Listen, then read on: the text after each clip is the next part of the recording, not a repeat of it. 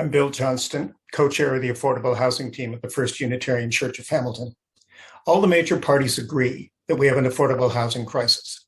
Let's look at the size and the main causes of that crisis. For decades, core housing need has been the standard measure of how many Canadians lack an adequate affordable home.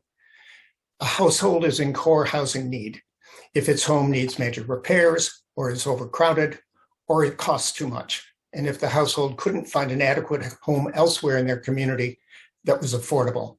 Affordable meaning housing costs below 30% of the gross household income. Across Canada, the 2016 census found 1.7 million households were in core housing need. In Hamilton, the number was almost 31,000 households. That's 1 in 7 Hamilton households.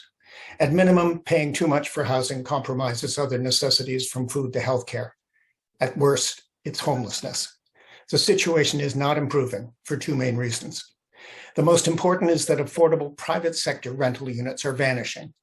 Older apartment buildings with affordable rents are being bought up by investors. They replace existing tenants as fast as possible, do some upgrades, then substantially raise the rent. In the past 5 years, thousands of units in Hamilton that were once affordable no longer are. Those displaced can't move into subsidized housing. More than 5,500 households are already waiting. By mid-2019, the city had actually lost 1,700 subsidized housing units as funding agreements expired.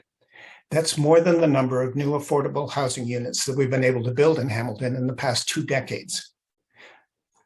That's because of the second cause of the crisis: too little federal and provincial investment in affordable housing. We need to stop those losses, and we need to build many more new affordable nonprofit housing units. To the candidates, then, 2 questions.